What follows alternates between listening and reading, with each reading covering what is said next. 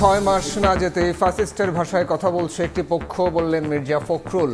গণহত্যাকারীদের রাজনীতি করার সুযোগ দেবে না দেশের মানুষ, হুঁশিয়ারি স্বরাষ্ট্রমন্ত্রীর।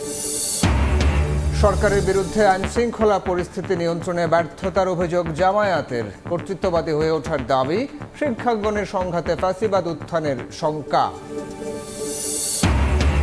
ছুটির দিনে সড়কে মৃত্যুর মিছিল। সিলেটে 2 বাসের সংঘর্ষে ঝরল 9 প্রাণ। বগুড়ায় পরিবহনের নিচে পিষ্ট হয়ে নিহত 7। ময়মনসিংহে লাইনচ্যুত ট্রেনের 4 বগি উদ্ধার। মাদক চোরাচালানে নিত্য নতুন কৌশল। বিশেষ জ্যাকেটে ঢাকায় আনা হচ্ছে ফেন্সিডিল। চক্রের 4 জন গ্রেফতার। গাজীপুরে 49 শীর্ষ মাদক ব্যবসায়ী তালিকা নিয়ে অভিযানে পুলিশ। এবং দাদা দাদিকে হত্যার পর স্কুলে এলোপাতাড়ি গুলি। থাইল্যান্ডের ব্যাংককে ভয়াবহ বন্দুক হামলায় শিক্ষক শিক্ষার্থী সহ নিহত 8। অস্ত্রধারী ছাত্রের মরদেহ উদ্ধার।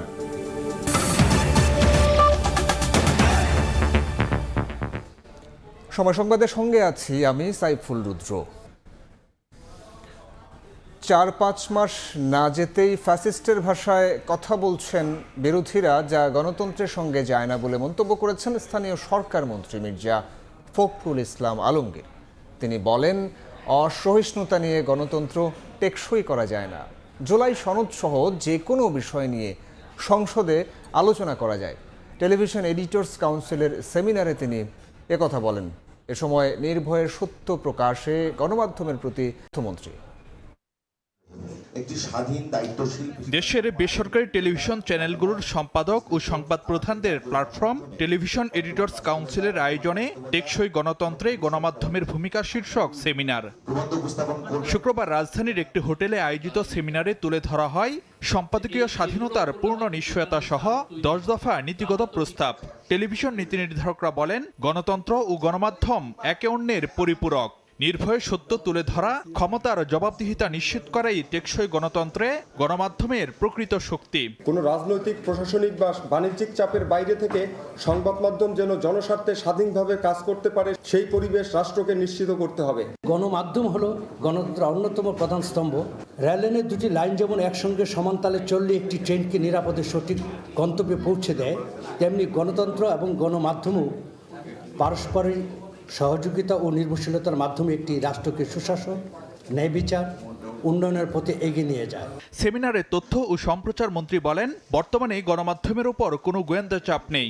টেকসই ও স্বাধীন গণমাধ্যম প্রতিষ্ঠায় সরকার আন্তরিক। সরকারের পক্ষ থেকে, মাননীয় প্রধানমন্ত্রীর পক্ষ থেকে আস্থা নিয়ে বলতে চাই যে আমরা খুব দ্রুত এরকম একটি টেকসই এবং গতিশীল, দায়িত্বশীল, সর্বোচ্চ স্বাধীনতা ভোগকারী গণমাধ্যম প্রতিষ্ঠা করতে দৃঢ় প্রতিজ্ঞ। সরকারকে চোখে চোখে রাখা আর নির্ভয়ে সত্য তুলে ধরার পাশাপাশি গণমাধ্যমের দায়িত্বশীল ভূমিকা প্রত্যাশা করেন স্থানীয় সরকার মন্ত্রী। আমরা সবাই চাই যে আমরা একটা চমৎকার একটা গণমাধ্যম থাকবে, সেই গণমাধ্যমের মধ্য দিয়ে আলোচনা, সমালোচনা সবকিছু হবে। এখন কেউ তো আপনাকে তুলে নিয়ে যাবে না বা আয়না ঘরে দিয়ে দেবে না। Write the truth. বিরোধী দলের বক্তব্য কতটা গণতান্ত্রিক সে প্রশ্ন তোলেন বিএনপি মহাসচিব। 5 মাসও হয়নি এই সরকারের, এখনই বলছি যে সরকার ব্যর্থ।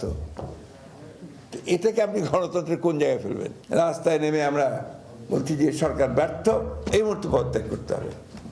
আমরা বলছি যে 5 বছর যেতে দেবো না, একদম ফ্যাসিস্ট ভাষায়, আওয়ামী লীগের ভাষায় কথা বলা হচ্ছে, হাসিনার ভাষায়, যে 5 বছর যেতে দেবো না, আগেই শেষ করে দেবো।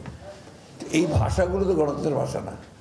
আপনি পার্লামেন্টে আসেন, জুলাই সনদ নিয়ে কথা আছে, গণভোট নিয়ে কথা আছে, এগুলো পার্লামেন্টেই সমাধান করা যায়। গ্যাসের সংকট বিএনপি সরকারের তৈরি নয় দাবি করে মির্জা ফখরুল বলেন, বিএনপিকে সবসময় ধ্বংসস্তূপের ওপর সরকারের দায়িত্ব নিতে হয়েছে। যে সমস্ত দেশগুলোতে গণতন্ত্র আছে। ফারুক ভিয়া, রবিন, সময় সংবাদ, ঢাকা। দেশের মানুষ গণহত্যাকারীদের রাজনীতি করার সুযোগ দেবে না বলে মন্তব্য করেছেন স্বরাষ্ট্রমন্ত্রী। বলেন, কার্যক্রম নিষিদ্ধ আওয়ামী লীগ অস্থিরতা সৃষ্টির পায়তারা করছে। আইনমন্ত্রী বলেছেন, শেখ হাসিনা দেশে ফিরলেই আইন অনুযায়ী কারাগারে যাওয়া ছাড়া আর কোনো সুযোগ নেই। দেশের মাটিতেই তার বিচার হবে বলে জানিয়েছেন ভূমি প্রতিমন্ত্রী। শুক্রবার সকালে চট্টগ্রাম প্রেস ক্লাবে জুলাই বিপ্লব ও আজকের বাংলাদেশ শীর্ষক আলোচনা সভায় অংশ নেন ভূমি প্রতিমন্ত্রী মীর মোহাম্মদ হেলাল উদ্দিন। এ সময় তিনি বলেন, বিশেষ কোনো আদালত নয়, প্রচলিত আইনে বিচার হবে দণ্ডিত পলাতক শেখ হাসিনার। গত 17 বছরের সহ এই জুলাই আগস্টে গণঅভ্যুত্থানে যতজনকে হত্যা করেছেন তার বিচারের মুখোমুখি আপনাকে হতেই হবে। বাংলাদেশে কোনো ক্যাঙ্গারু কোর্ট করব না, কোনো বিশেষ আদালত করব না। বাংলাদেশের প্রচলিত আইনেই ইনশাআল্লাহ বিচার হবে এবং যদি প্রমাণিত হয় ফাঁসির কাষ্ঠেও চড়তে হবে। শেখ হাসিনা দেশে ফিরলে আইন অনুযায়ী কারাগারে যাওয়া ছাড়া অন্য কোনো সুযোগ নেই বলে মনে করেন আইনমন্ত্রী মোহাম্মদ আসাদুজ্জামান। ঝিনাইদহের শৈলকুপায় বরেণ্য চিত্রশিল্পী মোস্তফা মনোয়ারের স্মরণ সভায় অংশ নিয়ে তিনি একথা বলেন। উনি বাংলাদেশে আসবেন, বাংলাদেশে ঢুকবেন, আর আমি ফুলের মালা নিয়ে যে দাঁড়িয়ে থাকব, এই আশা করাটা মনে হয় একটু বেশি হয়ে যায়। আমিও বিশ্বাস করতে চাই উনি ডিসেম্বরে এসে কারাগারে যাক। এদিকে কক্সবাজারে এক অনুষ্ঠানে স্বরাষ্ট্রমন্ত্রী সালাহ উদ্দিন আহমেদ বলেন, কার্যক্রম নিষিদ্ধ আওয়ামী লীগ দেশে অস্থিরতা সৃষ্টির পায়তারা করছে। গণহত্যাকারীদের রাজনীতি করার কোনো সুযোগ দেবে না দেশের মানুষ। তারা চেষ্টা করছে বাংলাদেশে কোনো অস্থিরতা সৃষ্টি করা যায় কিনা, এগুলো বাংলাদেশের মানুষ কখনো গ্রহণ করবে না। যারা গণহত্যা এবং মানবতা বিরোধী অপরাধের দায়ী বাংলাদেশের মানুষ তাদেরকে এই দেশে রাজনীতি করার কোনোদিন কোনো অনুমতি দিবে না। তারা বিদেশ থেকে মাঝে মধ্যে অভিযোগও দিতে পারে, চিৎকার করতে পারে, এগুলো আমরা মনোযোগ দিচ্ছি না। রোহিঙ্গা ক্যাম্পে মানব পাচার সহ অন্যান্য অপকর্ম ঠেকাতে সেনা ক্যাম্প বসানোর উদ্যোগ নেওয়ার কথা জানিয়েছেন স্বরাষ্ট্রমন্ত্রী। ওমর ফারুক, সময় সংবাদ। দেশের শান্তি শৃঙ্খলা রক্ষায় সরকারকে আরও সক্রিয় হবার আহ্বান জানিয়েছেন জামায়াতের আমির ডাক্তার শফিকুর রহমান। সকালে বাগেরহাট সার্কিট হাউসে সাংবাদিকদের সঙ্গে মত বিনিময়ে কথা বলেন তিনি। শেখ হাসিনাকে ফিরিয়ে এনে বিচারের আওতায় আনা হোক, দেশের মানুষ এমনটাই চায় বলে মন্তব্য করেছেন জামায়াত আমির। তিনি বলেছেন, এখনই আওয়ামী লীগ রাজনীতিতে আসুক এটা জনগণ চায় না, কারণ দেশের রাজনীতিকে হত্যা করে সন্ত্রাসের রাজত্ব কায়েম করেছিল এই দলটি। দেশে শান্তি শৃঙ্খলা রক্ষার দায়িত্ব কিন্তু সরকারি দলের। দায়িত্বশীল ভূমিকা তাদেরকেই সবচেয়ে বেশি পালন করতে হবে। এই দিক থেকেই সর্বকালে সর্বযুগের সব সময় ভায়োলেশন হয়, শুরু হয় এখান থেকে। তো এই জায়গাটা সরকারি দল যতটা আন্তরিকার সাথে সামাল দিবে, বাংলাদেশ তত সুন্দরভাবে চলবে। সরকার কেন তাকে নিজ দায়িত্বে ফিরিয়ে আনতে পারছে না, বরঞ্চ তিনি কেন বলছেন যে আমি ঢুকে যাব? তো এইটা সরকার ভালো বলতে পারবে। তাকে সরকারের নিজ দায়িত্বেই আনা উচিত এবং তাকে তার উপরে যে রায় হয়েছে, আরো যে বিচারিক প্রক্রিয়া অপেক্ষমান আছে, সেগুলা তাকে ফেস করতে দেওয়া উচিত। কাঠামো পরিবর্তন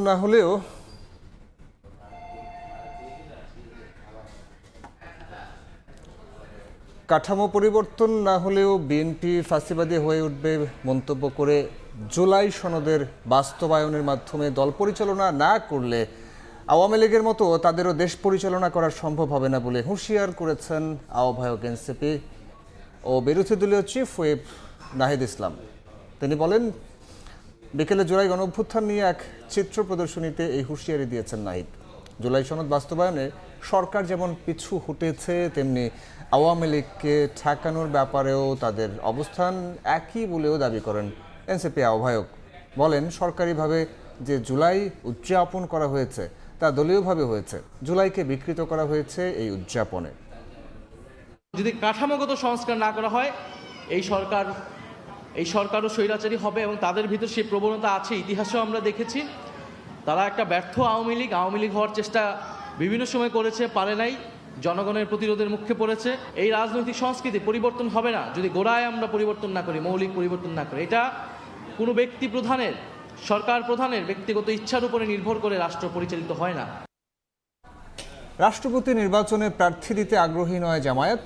সময় সংবাদকে বিষয়টি নিশ্চিত করেছেন দলটির সেক্রেটারি জেনারেল মিয়া গোলাম পরওয়ার। জুলাই সনদ বাস্তবায়ন না করায় সরকার কর্তৃত্ববাদী হয়ে উঠছে বলে অভিযোগ তার। শিক্ষাঙ্গনগুলোতে সংঘাতের ঘটনায় ফ্যাসিবাদ পুনরুত্থানের শঙ্কা তৈরির কথাও বলেন তিনি। বিস্তারিত শফিক মুন্সির প্রতিবেদনে। বৃহস্পতিবার রাষ্ট্রপতি নির্বাচনের তফসিল ঘোষণা করে নির্বাচন কমিশন। সংসদ সদস্যদের ভোটে আগামী 20 আগস্ট নির্বাচিত হবেন রাষ্ট্রের নতুন অভিভাবক। এর আগে হবে মনোনয়নপত্র দাখিল, বাছাই ও চূড়ান্তকরণ। মনোনয়নপত্র দাখিলের তারিখ হচ্ছে 13ই আগস্ট 2026 প্রধান বিরোধী দল হিসেবে রাষ্ট্রপতি পদে প্রার্থী মনোনীত করার সুযোগ থাকলেও নানা কারণে কাউকে মনোনয়ন দিতে আগ্রহী নয় জামায়াত। সময় সংবাদের মুখোমুখি হয়ে বিষয়টি নিশ্চিত করেন দলটির সেক্রেটারি জেনারেল মিয়া গোলাম পরোয়ার। একটা অপোজিশন থাকার পরও যখন সরকারি দল মেজরিটি যাদের ভোটে প্রেসিডেন্ট হবে তারা যদি ফিল না করে যে না আমরা অপোজিশনের সাথে একটু কথা বলি, তো একেবারে যেচে পড়ে আর যে আমরা জানি যে আমাদের দেওয়া প্রার্থী এখানে জিতবে না, তো ইচ্ছে করে অপমানিত হওয়ার জন্য, আমাদের পরাজিত হওয়ার জন্য আরেকটা নির্বাচনের জন্য এত আগ্রহ দেখানোর মধ্যে আমরা খুব একটা কিছু সৌন্দর্য গণতন্ত্রের আছে বলে সমীচীন মনে করি না। যে যদি ওনারা আলোচনা করতেন যে আসেন সবাই মিলেঝিলে একটা প্রার্থী দিই, যদি বলতেন, তা সে যদি তো হয়নি, যদি তো নদীতে চলে গেছে, নিজেরাই তো নিয়ে গেছে প্রথমে স্ট্যান্ডিং কমিটি, পরে নিয়ে গেছে প্রাইম মিনিস্টারের কাছে। দলটির এই শীর্ষ নেতা অভিযোগ করেন শিক্ষাঙ্গন থেকে জাতীয় রাজনীতি সব জায়গায় প্রকাশ পাচ্ছে কর্তৃত্ববাদী চরিত্র। রাষ্ট্র সংস্কার না হওয়ায় ফ্যাসিবাদ পুনরুত্থানের শঙ্কা মিয়া গোলাম পরোয়ারের। আমরা আশা করেছিলাম যে অন্তত ক্যাম্পাসের ছাত্রদের হোক বা রাজনীতির মাঠে মূল রাজনৈতিক দলে দলে হোক, অন্তত ফিজিক্যাল মারামারি, হামলা, আক্রমণ, আহত, ব্যাড কালচার থেকে হয়তো নতুন বাংলাদেশে আর আমরা যাবো না। এমনি রাজনৈতিক বিতর্ক হবে, রাস্তাঘাটে হবে, পার্লামেন্টে হবে, বক্তৃতায় হবে, গায়ে হাত দেওয়ার রাজনীতি হয়তো এই শেষ হয়ে গেল মনে হয়, যেটা আগে হয়েছে। কিন্তু আবার তো ওনারা স্টার্ট করেছে ভিন্ন মত, দমন পীড়ন, দলীয়করণ মুক্ত, এটা হতে গেলে ওই সাংবিধানিক পরিবর্তন প্রয়োজন। এই জন্য রাজনীতিতে সহ অবস্থানের এই সৌন্দর্য রাখতে গেলে আমাদেরকে মূল গোড়ায় ফিরে আসতে হবে, যে আমাদের রাষ্ট্র কাঠামোকে পরিবর্তন করতে হবে। গণভোটের আলোকে জুলাই সনদ বাস্তবায়ন হলে রাষ্ট্র কাঠামোর সংস্কার সহ রাজনৈতিক সহাবস্থান নিশ্চিত হবে বলেও জানান জামায়াত সেক্রেটারি। ওনারা আরেকটা হাসিনা হয়তো তৈরি হতে চান, তো এই কারণে ওনারা গণভোট আর মানেন না। শফিক মুন্সি, সময় সংবাদ, ঢাকা। ছুটির দিনের সড়কে মৃত্যুর মিছিল, বেপরোয়া গতিতে ওভারটেকিংয়ের সময় সিলেটে 2 বাসের সংঘর্ষে ঝরল শিশু সহ 9 প্রাণ। আহত 14 জন হাসপাতালে ভর্তি। এদিকে বগুড়ায় নিয়ন্ত্রণ হারিয়ে বাজারে ঢুকে পড়ে বাস। কাজের সন্ধানে সড়কের পাশে বসে থাকা শ্রমিকদের চাপা দিলে মারা যান 7 জন। আহত 14 জনও শঙ্কামুক্ত নয়। দুর্ঘটনার প্রতিবাদে মহাসড়ক অবরোধ করে বিক্ষোভ করেন স্থানীয়রা। প্রায় 1 ঘন্টা পর স্বাভাবিক হয় যান চলাচল। শুক্রবার সকাল 7টা 5 মিনিট ঢাকা সিলেট মহাসড়কে নিয়ন্ত্রণহীন গতিতে ওভারটেক করতে গিয়ে 2 বাসের মুখোমুখি সংঘর্ষ। সিলেট থেকে ঢাকা আসছিল ইউনিক পরিবহনের বাস, অন্যদিকে সিলেটে যাচ্ছিল বেঙ্গল স্লিপার কোচ। ওসমানীনগরের কাশিকাপন এলাকায় বেঙ্গল পরিবহনের বাসটি সামনে থাকা পিকআপ ভ্যান ওভারটেক করতে গিয়ে ইউনিক পরিবহনের বাসের সঙ্গে মুখোমুখি সংঘর্ষ হয়। এতে ঘটনাস্থলেই ইউনিক পরিবহনের 7 যাত্রী মারা যান। আহত 16 জনকে ওসমানী মেডিকেল কলেজ হাসপাতালে নেয়ার পর শিশুসহ আরও 2 জন মারা যায়। দরজা আমি বাঙ্গা যারা সুস্থ আছে তারা তরাতরি বা করছে, তারপর এর ভিতরে ফায়ার সার্ভিসে ফোন দিছে, পর তারা আইছে, আর পর যারা অবস্থা খুবই খারাপ তারা তাড়াতাড়ি বা করছে। এটা তো 120 টানো, আর ইউনিক হইল আপনার 40-50 হইব। আপনার ইউনিকে তোমার বেঙ্গল গাড়ির ড্রাইভারের অরণ নেন না, এরপর 2টা বইছে। 14 জনের চিকিৎসা চলতেছে, এর ভিতরে 1 জনকে আমরা আইসিইউতে শিফট করতেছি, আর 1 জনের আইয়ের ইমার্জেন্সি অপারেশন চলতেছে। এদিকে ঢাকা থেকে নওগাঁ যাওয়ার পথে বগুড়ার এরুলিয়া বাজারে শাহ ফতে আলী বাস একটি মোটরসাইকেল চাপা দেয়। পরে নিয়ন্ত্রণ হারিয়ে কাজের সন্ধানে থাকা 25 থেকে 30 জন শ্রমিককে চাপা দেয়। এ সময় ঘটনাস্থলেই 3 জন নিহত হন। আহত 18 জনকে নেওয়া হয় শহীদ জিয়াউর রহমান মেডিকেল কলেজ হাসপাতালে। সেখানে চিকিৎসাধীন অবস্থায় একে একে আরও 4 জন মারা যান। ঘটনার পর থেকেই পলাতক বাসের চালক। হঠাৎ করে গাড়িটা তার নিয়ন্ত্রণ হারিয়ে আপনার ওই পোলের সঙ্গে প্রথমে ধাক্কা লাগে। খুব গতিতে ছিল, যার কারণে নওগাঁ দিকে যাওয়ার ফলেও বাসটি একদম বগুড়া দিকে ঘুরে গেছে। কাঁচা রাস্তা দিয়ে নিয়ে যাওয়ার কারণে এই দুর্ঘটনা ঘটে। তারা যদি আমাদের লিখিত অভিযোগ দেয় তাহলে বাংলাদেশের পরিস্থিতি আইন অনুযায়ী যেটা আছে সেই আইন অনুযায়ী আমরা ব্যবস্থা নেব। দুর্ঘটনার পরপরই স্পিড ব্রেকারের দাবিতে সড়ক অবরোধ করে এলাকাবাসী। পরে এরুলিয়া বাজারে স্পিড ব্রেকারের কাজ শুরু হওয়ায় 4.5 ঘন্টা পর অবরোধ তুলে নেন স্থানীয়রা। নিহত 7 জনের প্রত্যেককে 25,000 টাকা করে এবং আহতদের 15,000 টাকার অনুদান দেওয়ার ঘোষণা জেলা প্রশাসকের। দুর্ঘটনার কারণ জানতে 3 সদস্যের তদন্ত কমিটিকে আগামী 3 কর্মদিবসের মধ্যে প্রতিবেদন জমা দিতে বলা হয়েছে। খাদিজা স্বপ্না, সময় সংবাদ। ময়মনসিংহের গফরগাঁওয়ে জামালপুর কমিউটার ট্রেনের 4টি বগি লাইনচ্যুত হয়েছে। এই ঘটনায় ঢাকা ময়মনসিংহ রুটে 7 ঘন্টা ট্রেন চলাচল বন্ধ ছিল। এতে দুর্ভোগে পড়েন যাত্রীরা। তাদের অভিযোগ, একই স্পটে বারবার দুর্ঘটনা হলেও কার্যত কোনো ব্যবস্থা নেয়নি রেলওয়ে কর্তৃপক্ষ। ঢাকা ময়মনসিংহ রেলপথে আবারও লাইনচ্যুত ট্রেন। ময়মনসিংহের গফরগাঁওয়ে ঢাকাগামী জামালপুর কমিউটার ট্রেনের পাওয়ার কাটসহ 4টি বগি লাইনচ্যুত হওয়ায় বন্ধ হয়ে যায় রুটটিতে ট্রেন চলাচল। শুক্রবার সকাল 9:15টার দিকে শিবগঞ্জ রেল ক্রসিং পার হয়ে গফরগাঁও স্টেশনে প্রবেশের সময় হঠাৎ বিকট শব্দে একের পর এক বগি লাইনচ্যুত হয়। এতে অল্পের জন্য বড় দুর্ঘটনা এড়ানো গেলেও বিপাকে পড়েন শত শত যাত্রী। একই স্পটে বারবার এমন দুর্ঘটনায় রেলপথের নিরাপত্তা নিয়ে ক্ষোভ প্রকাশ করেন যাত্রীরা। বিকট শব্দ হয়েছে, পরে মানুষ যাত্রীরা কি বিভিন্ন সৃষ্টি হয়ে গেছে, ফালাফালি করে আছে। পরে বিষয় থেকে নামে আসে কি ইঞ্জিল বাদে 4টা বগি লাইনচ্যুত হয়ে গেছে। পাথর না থাকার কারণে এই লাইনচ্যুত হয়। আর তারা দেখি প্রতিদিনই কাজ করে, কিন্তু লাইনের যে পিনগুলান আছে সেই পিনগুলান সঠিকভাবে না থাকার কারণে এই লাইনগুলান এই লাইনচ্যুত হয়। যাতায়াত করা অনেক কঠিন, মানে কিছুদিন পর পর এই রুটে অনেক দুর্ঘটনা ঘটে রেল লাইনে। এই জায়গায় 3বার হয়েছে। আমরা তো আর্জেন্ট জরুরি কাজে তো দেশে যাচ্ছি। এই একটা জায়গায় বারবার এই দুর্ঘটনা ঘটতেছে, একটা জায়গায় এইটুক সরকার নজর দিয়ে দেখতেছে না। দুর্ঘটনার প্রায় 3 ঘন্টা পর ঢাকা থেকে ছেড়ে আসা দেওয়ানগঞ্জগামী কমিউটার ট্রেনে যাত্রীদের ঢাকায় পাঠানো হয়। দুর্ঘটনা কবলিত ট্রেনের লাইনচ্যুত 4টি বগি বাদ দিয়ে বাকি 7টি বগি দিয়ে যাত্রীদের ময়মনসিংহে পাঠানো হয়। এছাড়া ঢাকা ময়মনসিংহ রুটের অন্য ট্রেনগুলো ভৈরব হয়ে বিকল্প পথে চলাচল শুরু করে।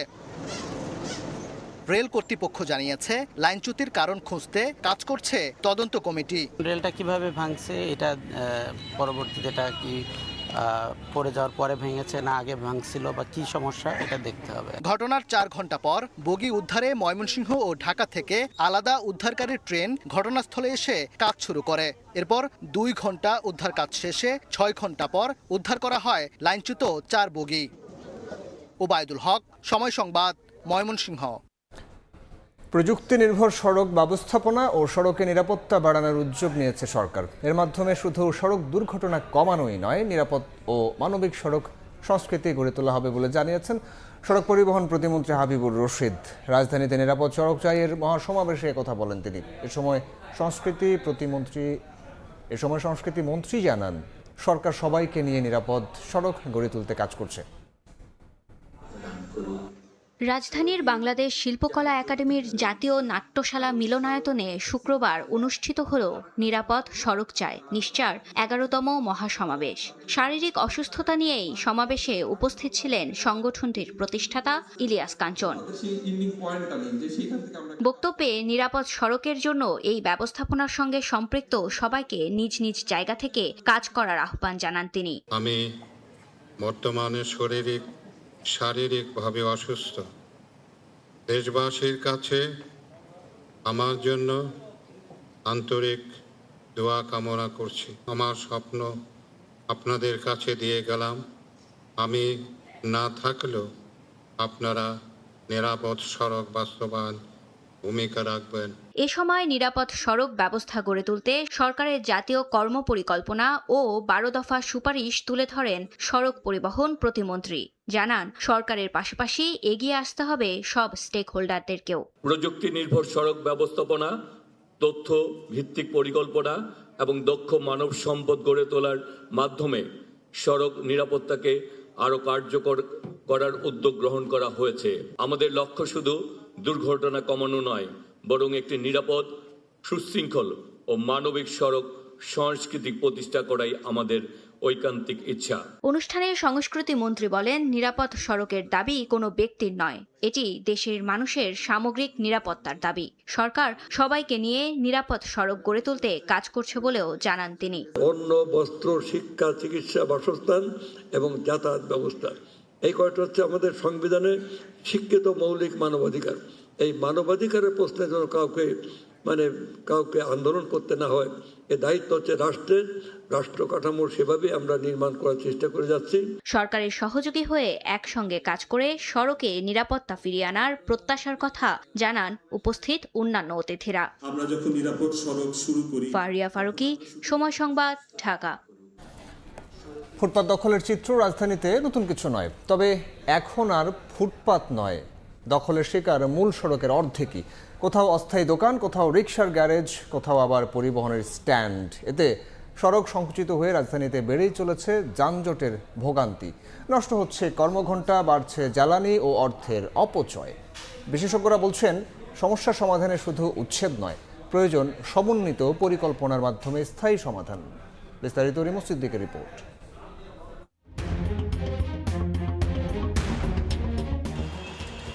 30 ফুট প্রশস্ত এই সড়কের প্রায় 15 ফুটেই দখল হয়ে গেছে। রাজধানী ফুটপাত হারিয়েছে অনেক আগেই, এখন দখল হয়ে যাচ্ছে মূল সড়কের বড় অংশ। মূল সড়কের কোথাও অস্থায়ী দোকান, কোথাও রিকশার গ্যারেজ, কোথাও আবার পরিবহনের স্ট্যান্ড ও অবৈধ পার্কিং। সড়ক দখলের আরেক বাস্তবতা যত্রতত্র নির্মাণ সামগ্রী ফেলে রাখা, ফলে সংকুচিত হচ্ছে যান চলাচলের পথ। ফুটপাতের গণ্ডি পেরিয়ে এখন অবৈধ দখলের থাবা পড়েছে মূল সড়কে। দখল হয়ে যাচ্ছে মূল সড়কের অর্ধেকেই। সরকার যদি একটা নিজের তো জায়গা ঘুরে দেয় তাহলে সব আকারে এখানে যাইব। হকার কাট করে দেওয়া হবে বলছিল, এখন পর্যন্ত ওটা কার্যকারিতা আসেনি। ফার্মগেট, মোহাম্মদপুর, মিরপুর, মহাখালী, গুলিস্তান, মতিঝিল সহ রাজধানীর বিভিন্ন জনগুরুত্বপূর্ণ এলাকার চিত্র প্রায় একই। বাড়ছে যানজট, চরম মাত্রায় পৌঁছাচ্ছে ভোগান্তি, নষ্ট হচ্ছে কর্মঘণ্টা, বাড়ছে জ্বালানি ও অর্থের অপচয়। রাস্তার মধ্যে যদি বাসের পার্কিং থাকে, বিভিন্ন মোটরসাইকেলের পার্কিং থাকে, তাহলে কিন্তু জ্যাম লেগেই থাকবে। 3 লাইন 4 লাইন করে বাসটি রেখে দেয়, রেখে দেওয়ার পরে গাড়িগুলো যেতে পারে না। বুয়েটের অ্যাক্সিডেন্ট রিসার্চ ইনস্টিটিউটের গবেষণা বলছে, ঢাকার যানজটে বছরে প্রায় 37,000 থেকে 55,000 কোটি টাকা আর্থিক ক্ষতি হয়। যানবাহনের গড় গতি নেমেছে ঘন্টায় মাত্র 5 কিলোমিটার। তারা ফেরত আসছে। এর ফলে দুটো সমস্যা, একটা হচ্ছে আমার যানজট তো বেড়ে যাচ্ছে, দ্বিতীয়ত হচ্ছে হকারদের এই ব্যবস্থাপনা কখনই হয়তো সম্ভব হবে না, কারণ তারা বুঝে গেছে যে ব্যবস্থাগুলো বা অভিযানগুলো হয় সেটা সাময়িক। দ্রুত এই সমস্যা সমাধান করে নগরীর বাসযোগ্যতা ফেরানোর আশ্বাস ঢাকার 2 সিটি কর্পোরেশনের প্রশাসকের। ফুটপাতকে ব্যবহার করে তারা স্বাচ্ছন্দ্য বোধ করে, আমাদের কাছে তারা স্বীকারও করেছে, যেই কারণে আমরা তাদের সাথে আলাপ আলোচনা চালিয়ে যাচ্ছি। স্থানীয় সরকার মন্ত্রণালয়ে আমরা একটা প্রপোজাল পাঠিয়েছি, ওদেরকে ওই রেজিস্ট্রেশন ফিজ অ্যান্ড আদার্স এইটার ব্যাপারে অ্যাপ্রুভ হয়ে আসার পরেই আমরা সেটা দেয়া শুরু করব। তাদেরকে আমরা একটা সিস্টেমে আনতে চাই। তিলোত্তমা ঢাকার প্রাণ ফেরাতে কার্যকর উদ্যোগ কবে নেবে কর্তৃপক্ষ? অপেক্ষার সেই প্রহর ফুরায় না নগরবাসীর। ফুটপাত পথচারীর জন্য, সড়ক যানবাহনের জন্য এই মৌলিক ব্যবস্থাপনা কার্যকরভাবে নিশ্চিত করা গেলে রাজধানীর দীর্ঘদিনের যানজট ও জনভোগান্তি অনেকটাই কমে আসবে প্রত্যাশা নগরবাসীর। রিমো সিদ্দিক, সময় সংবাদ, ঢাকা। সময় সংবাদে আরও থাকছে, মেহেরপুর সীমান্তে বিএসএফ এর পুশিং চেষ্টা, 5 জনকে ঠেলে পাঠানোর সময় বিজিবির বাধা, সতর্ক অবস্থানে গ্রামবাসীও।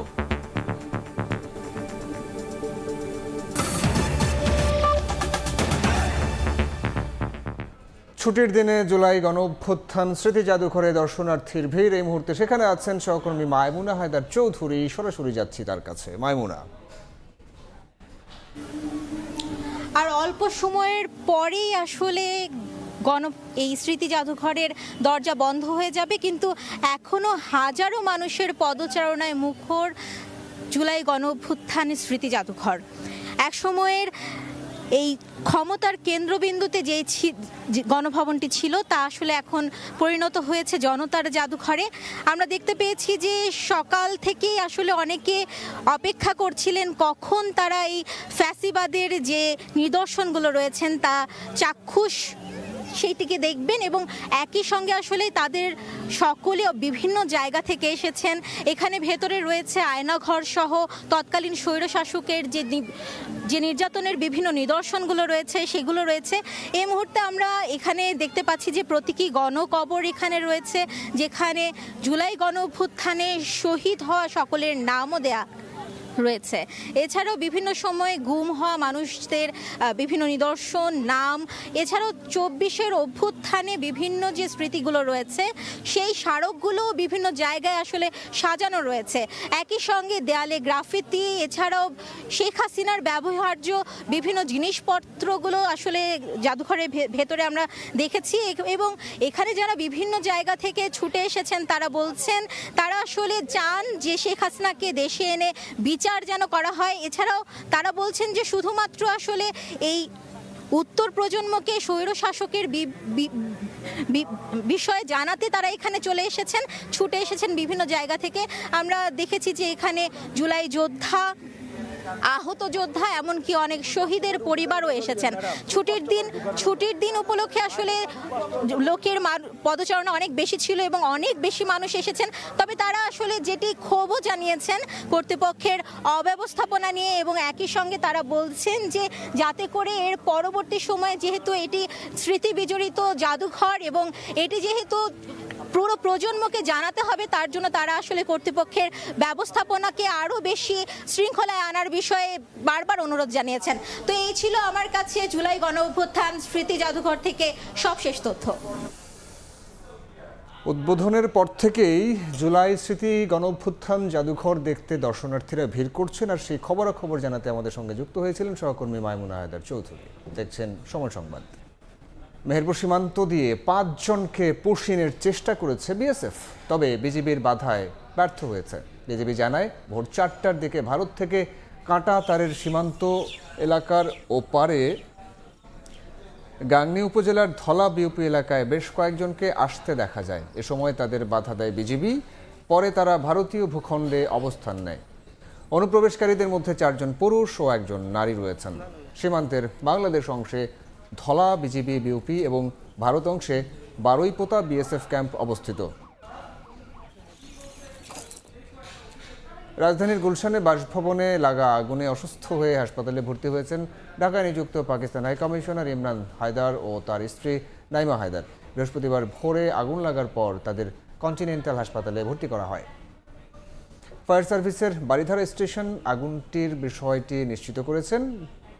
জানানো হয় বৃহস্পতিবার ভোর 4:56 আগুন লাগার খবর পেয়ে গুলশানে হাইকমিশনারের বাসভবনে যায় ফায়ার সার্ভিস। বাসায় আগুনের তীব্রতা না থাকলেও প্রচুর ধোঁয়া তৈরি হয়। বৈদ্যুতিক ডিভাইস থেকে আগুনের সূত্রপাত হয়ে থাকতে পারে বলে ধারণা করছে ফায়ার সার্ভিস।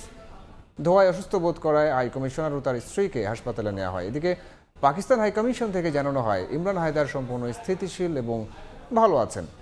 সতর্কতামূলক ব্যবস্থা হিসেবে তাকে এখনও হাসপাতালে পর্যবেক্ষণে রাখা হয়েছে।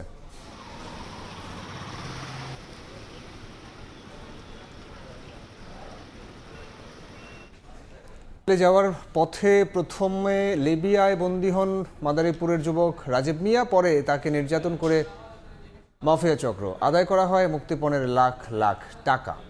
এরপরও 1.5 বছর ধরে খোঁজ নেই এই যুবকের।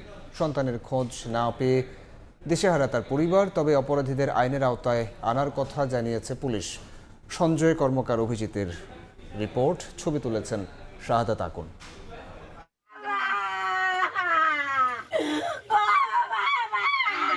মোবাইলে থাকা নিখোঁজ ছেলের ছবি নিয়ে বুকফাটা আর্তনাদ মা শিল্পী বেগমের। সন্তান কোথায় আছে, কেমন আছে জানে না পরিবারের সদস্যরাও। স্বজনরা জানায় মানব পাচারকারী চক্রের সদস্য মাদারীপুরের ডাসার উপজেলার ঘুঙিয়ারকুল গ্রামের লোকমান হাওলাদারের প্রলোভনে পড়েন সদরের হকলপাতিয়া এলাকার খবির মীরের ছেলে রাজীব মীর। দ্বাদশ শ্রেণীতে পড়া অবস্থায় সরাসরি তাকে ইতালি নেয়ার শর্তে চুক্তি হয় দালালের সঙ্গে। চুক্তি মতো 20 লাখ টাকা লোকমান ও তার চক্রের হাতে তুলে দিলে রাজীবকে 2023 সালের 4 আগস্ট নিয়ে যাওয়া হয় লিবিয়ায়। সেখানে তাকে নির্যাতন করে পরিবার থেকে মুক্তিপণের আরও 16.5 লাখ টাকা আদায় করে মাফিয়ারা। এরপর মানব পাচার চক্রের সদস্যরা দাবি করে আরও 20 লাখ টাকা। সেই টাকা না দেয়ায় 1.5 বছর ধরে খোঁজ নেই রাজীবের। ফুসলাইয়া বহুত প্রলোভন দেখাইয়া এইখানে নিব, ওইখানে নিব, 8 লাখ টাকা নিব, 10 লাখ টাকা নিব, লিবিয়া নিয়ে গেছে। দালাল লোকমান হাওলাদার এবং তার ছেলে লিবিয়া নিয়া আটকাই রাইখা আমাদের থেকে প্রথম 24 লাখ টাকা নিছে। তারপর আবার 20 লাখ টাকা মুক্তিপণ দাবি করছে। তারপর ওইটা আমরা দিছি, দেওয়ার পর আমার ভাই আজকে 1.5 বছর ধরে নিখোঁজ। এই ঘটনায় দালালের দৃষ্টান্তমূলক শাস্তির পাশাপাশি নিখোঁজ যুবকের সন্ধান পেতে সরকারের সহযোগিতা চেয়েছে পরিবার। এই অসাধু দালাল চক্ররা অল্প টাকার কথা বললে বেশি টাকা পরবর্তীতে দাবি করে এবং মাফিয়ার হাতে ধরাইয়া দেয়। রাজীবের সন্ধান চাই আর এই দালালের বিচার চাই। মানব পাচার প্রতিরোধে খোলা হয়েছে মনিটরিং সেল, আর অপরাধীদের আনা হচ্ছে আইনের আওতায়, জানিয়েছে পুলিশ।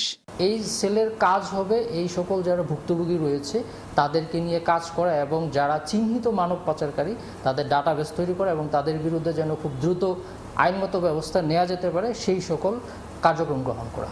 এ ঘটনায় নিখোঁজ যুবকের মা শিল্পী বেগম বাদী হয়ে গত 11 জুলাই লোকমান হাওলাদার সহ 24 জনের নামে সদর মডেল থানায় মানব পাচার আইনে মামলা করেন। পরে লোকমান ও তার মেয়ে সেতু আক্তারকে গ্রেপ্তার করে পুলিশ। বর্তমানে দুজনই কারাগারে রয়েছেন। সঞ্জয় কর্মকার, অভিজিৎ, সময় সংবাদ, মাদারীপুর। নারায়ণগঞ্জের একটি বাসায় গ্যাস লিকেজ থেকে বিস্ফোরণে শিশুসহ একই পরিবারের 3 জন দগ্ধ হয়েছেন। সকালে গুরুতর আহত অবস্থায় 3 জনকেই জাতীয় বার্ন অ্যান্ড প্লাস্টিক সার্জারি ইনস্টিটিউটে ভর্তি করা হয়। প্রত্যক্ষদর্শীরা জানান, সিগারেট ধরানোর সঙ্গে সঙ্গেই বিস্ফোরণের ঘটনা ঘটে। পরে তাদের উদ্ধার করে আনা হয় বার্ন ইনস্টিটিউটে। চিকিৎসকেরা জানিয়েছেন, দগ্ধ মাইদুলের শরীরের 85%, তার স্ত্রী বিউটির 80 আর শিশু মারুফের শরীরের 90%ই পুড়ে গেছে। তাদের 3 জনের অবস্থায় আশঙ্কাজনক বলে জানিয়েছেন চিকিৎসক। কক্সবাজার সমুদ্র সৈকতে প্যারাসেইলিং দুর্ঘটনায় পর্যটক নিহতের ঘটনার অভিযোগে মামলার প্রধান আসামি মোহাম্মদ ফরিদকে গ্রেফতার করা হয়েছে। র্যাব জানায়, বৃহস্পতিবার রাতে গোপন সংবাদের ভিত্তিতে ঢাকা মহানগরীর মিরপুর পীরেরবাগ এলাকায় অভিযান চালিয়ে ফরিদকে গ্রেফতার করা হয়। গ্রেফতারকৃতকে কক্সবাজার সদর মডেল থানায় হস্তান্তর করা হয়েছে বলে জানান তারা। এর আগে 1 আগস্ট দুপুরে কক্সবাজারের দরিয়ানগর এলাকায় প্যারাসেলিং করার সময় নিরাপত্তাজনিত অবহেলার কারণে উড্ডয়নরত অবস্থায় প্যারাসেলিংয়ের রশি ছেড়ে সমুদ্রে পড়ে যান সৌভিক রায়। উদ্ধার করে কক্সবাজার সদর হাসপাতালে নেওয়া হলে তাকে মৃত ঘোষণা করেন চিকিৎসক। এই ঘটনায় নিহতের বোন বাদী হয়ে কক্সবাজার সদর থানায় মামলা করেন।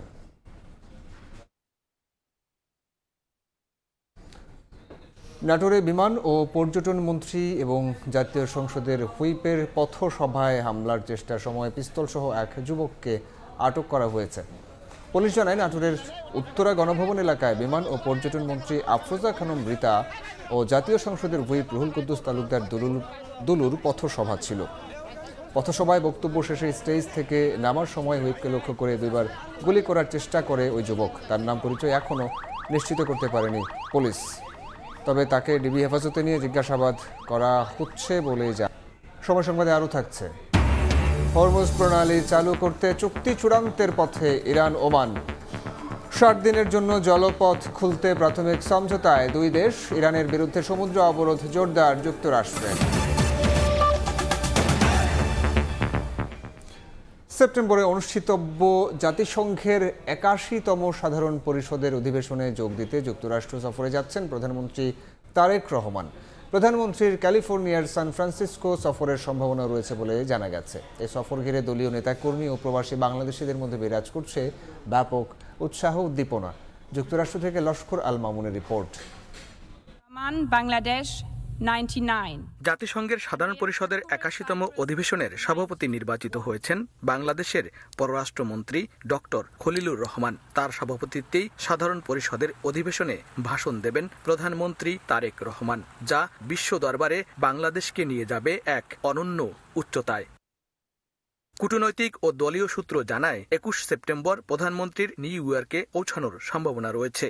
জাতিসংঘের অধিবেশনে অংশ নেয়ার পাশাপাশি বিভিন্ন দেশের রাষ্ট্র ও সরকার প্রধানদের সঙ্গে বৈঠকে অংশ নিতে পারেন তিনি। 24 সেপ্টেম্বর সাধারণ পরিষদে ভাষণ দেওয়ার কথা রয়েছে তার। যুক্তরাষ্ট্র বিএনপি নেতাদের তথ্য মতে, নিউ ইয়র্কের কর্মসূচি শেষে 25 সেপ্টেম্বর প্রধানমন্ত্রীকে নাগরিক সংবর্ধনা দেয়া হবে। এরপর 26 থেকে 28 সেপ্টেম্বর ক্যালিফোর্নিয়ার সান ফ্রান্সিসকোতে একটি বিশেষ অনুষ্ঠানে অংশ নেয়ার সম্ভাবনা রয়েছে। এই অনুষ্ঠানকে সাফল্যমণ্ডিত করার জন্য প্রস্তুতি পর্ব শুরু হয়ে গেছে এবং সবচেয়ে গুরুত্বপূর্ণ হচ্ছে বাংলাদেশের অর্থনীতিতে একটা মাইল ফলক হয়ে দাঁড়াবে। সার্বিক পরিকল্পনা অনুযায়ী প্রধানমন্ত্রীর যুক্তরাষ্ট্র সফর 8 থেকে 10 দিনের হতে পারে। সফরের সময়সূচি ও আনুষ্ঠানিকতা চূড়ান্ত করতে কাজ চলছে। তবে প্রেস সচিব সালেহ শিবলি জানিয়েছেন, জাতিসংঘের সাধারণ পরিষদের অধিবেশনে যোগ দিতে যুক্তরাষ্ট্র সফরের পরিকল্পনা রয়েছে, তবে চূড়ান্ত সময়সূচি এখনও নির্ধারিত হয়নি। জাতিসংঘের এবারের অধিবেশন বাংলাদেশের জন্য এক গৌরবময় ও বিরল কূটনৈতিক দৃশ্যপট তৈরি করবে বলে মনে করছেন রাজনৈতিক বিশ্লেষকরা। লস্কর আল মামুন, সময় সংবাদ, যুক্তরাষ্ট্র। বিদেশে উচ্চশিক্ষা নিয়ে শিক্ষার্থীরা যেন দেশেই ফিরে আসে এমন পরিবেশ তৈরির চেষ্টা করছে সরকার।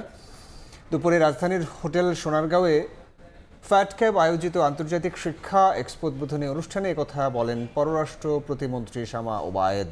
তিনি জানান, বাজেটে শিক্ষা খাতের সবচেয়ে বেশি বরাদ্দ রাখা হয়েছে। যুব সমাজের জন্য দেশে বিদেশে কর্মসংস্থান তৈরিতেও কাজ করছে সরকার। প্রতিমন্ত্রী বলেন, এডুকেশন কনসালটেন্সির নামে অসাধু চক্র শিক্ষার্থীদের সঙ্গে প্রতারণা করছে। তাদের বিরুদ্ধে কঠোর ব্যবস্থা নেওয়ার হুঁশিয়ারি দেন তিনি।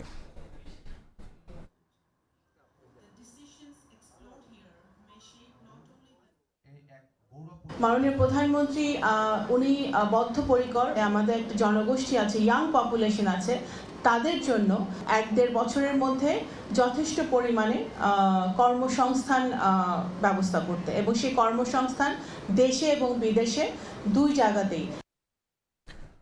মন্দাভাব চলছে মার্কিন পোশাকের বাজারে। বাংলাদেশ ধাক্কা খেলেও শক্ত অবস্থান ধরে রেখেছে ভিয়েতনাম।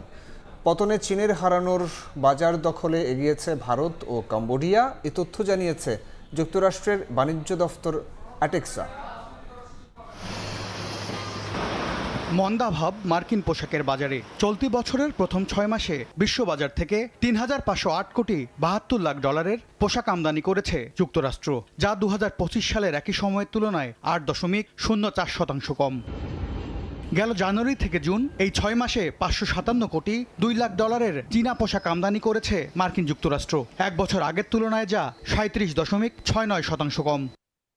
ধাক্কা খেয়েছে বাংলাদেশও। গেল জুন পর্যন্ত 6 মাসে মার্কিন বাজারে বাংলাদেশি পোশাকের রপ্তানি কমেছে 6.5%। 425 কোটি 24 লাখ মার্কিন ডলার থেকে নেমেছে 400 কোটি 78 লাখ ডলারে। বৈশ্বিক বাজারেও কিন্তু অর্ডার কমে গেছে। ইউরোপীয় ইউনিয়নও প্রায় 19 থেকে 20% অর্ডার কমেছে। এই মন্দার মধ্যেও নিজেদের শীর্ষ অবস্থান আরো মজবুত করেছে ভিয়েতনাম। গেল জানুয়ারি থেকে জুন এই 6 মাসে দেশটি 776 কোটি 95 লাখ ডলারের পোশাক রপ্তানি করেছে মার্কিন বাজারে। বছর ব্যবধানে বেড়েছে 1.08%। গ্যাসের সংকট কিভাবে সহজ সমাধানে এনে এটাকে ত্বরান্বিত করা যায়, পোর্টের সমস্যার সমাধান কিভাবে করা যায়, ব্যাংকের ইন্টারেস্ট রেটটা যেখানে সারা পৃথিবীতে রেট কম, সেই জায়গায় আমরা 14 থেকে 15% দিয়ে ব্যবসা করা, ইট ইজ ভেরি টাফ। বড় পতনে বছর ব্যবধানে 25.27% কমে দেশটিতে ভারতের পোশাক রপ্তানি নেমেছে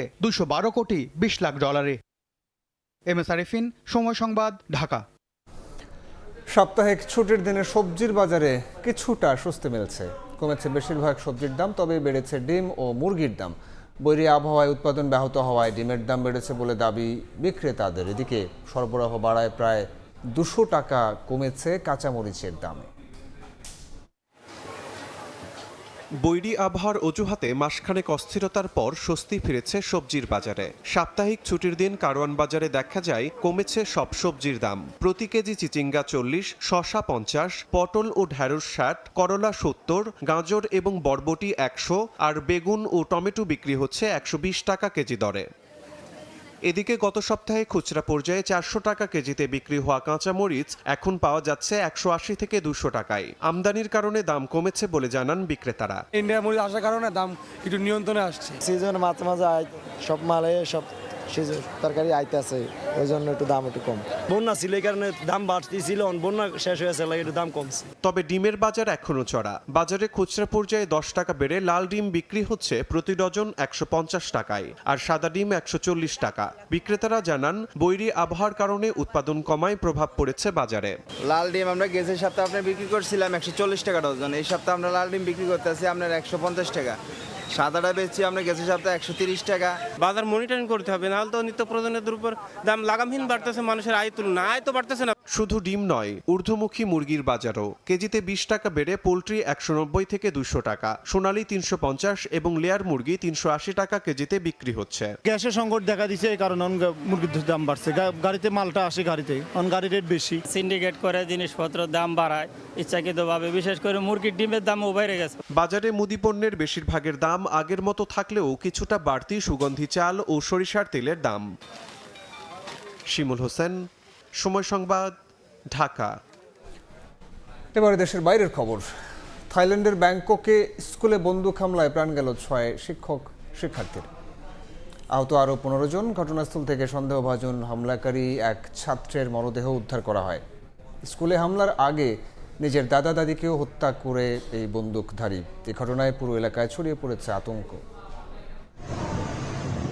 শুক্রবার সকাল সকাল রক্তাক্ত হলো থাইল্যান্ডের একটি স্কুল। ব্যাংককের একটি মাধ্যমিক বিদ্যালয়ে এলোপাতাড়ি গুলিতে কয়েকজন শিক্ষক ও শিক্ষার্থীর মৃত্যু হয়, যা সাম্প্রতিক বছরগুলোতে দেশটির সবচেয়ে ভয়াবহ হামলার ঘটনা।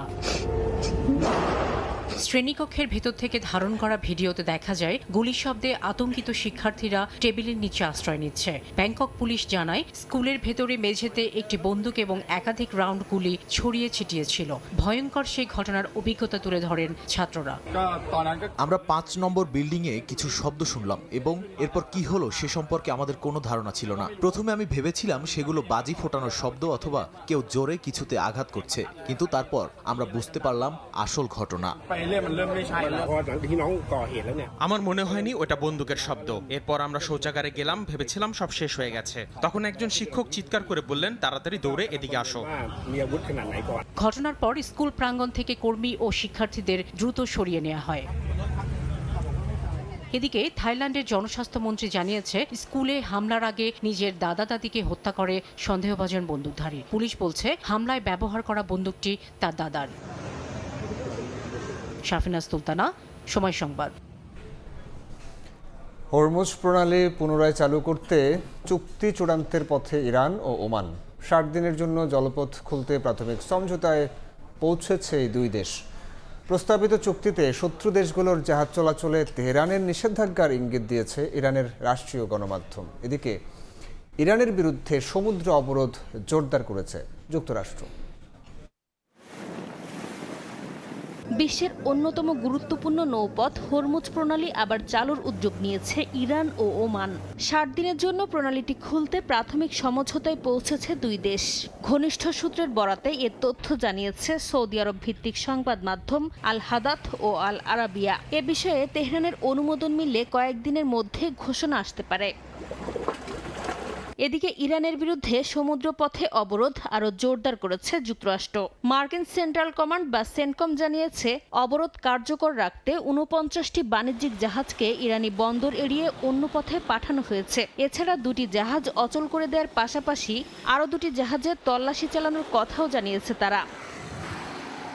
ইরান যুদ্ধের 6 মাসের মাথায় যুক্তরাষ্ট্রের অস্ত্র ভান্ডার নিয়ে শুরু হয়েছে নতুন বিতর্ক। ট্রুথ সোশ্যালে যুদ্ধ খুব ভালোভাবে এগোচ্ছে দাবি করে গোলাবারুদের ঘাটতির খবরকে ভুয়া বলে দাবি করেছেন মার্কিন প্রেসিডেন্ট ডোনাল্ড ট্রাম্প।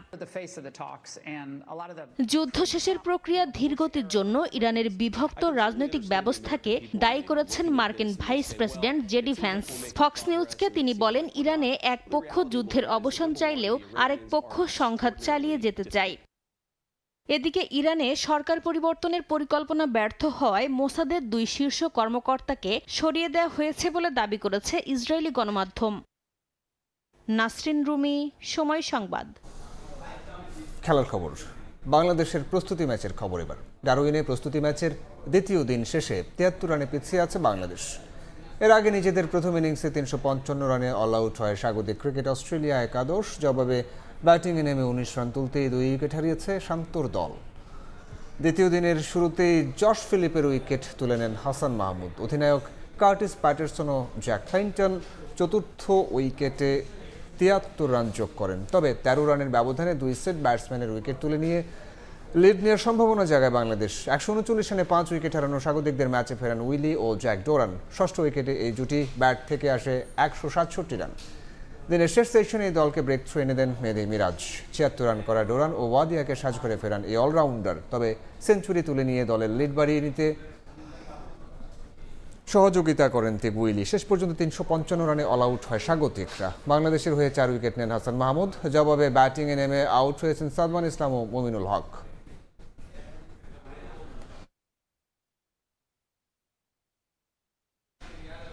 এ পর্যায়ে শীর্ষ সংবাদগুলো জানাবো আরও একবার। 6 মাস না যেতেই ফ্যাসিস্টের ভাষায় কথা বলছে একটি পক্ষ, বললেন মির্জা ফখরুল। গণহত্যাকারীদের রাজনীতি করার সুযোগ দেবে না দেশের মানুষ, হুঁশিয়ারি স্বরাষ্ট্রমন্ত্রী। সরকারের বিরুদ্ধে আইনশৃঙ্খলা পরিস্থিতি নিয়ন্ত্রণে ব্যর্থতার অভিযোগ জামায়াতের। কাঠামো পরিবর্তন না হলে আবারও ফ্যাসিবাদ উত্থানের শঙ্কা এনসিপির। এবং ছুটির দিনে সড়কে মৃত্যুর মিছিল। সিলেটে 2 বাসের সংঘর্ষে ঝরল 9 প্রাণ। বগুড়ায় পরিবহনের নিচে পিষ্ট হয়ে নিহত 7। ময়মনসিংহে লাইনচ্যুত ট্রেনের 4 বগি উদ্ধার।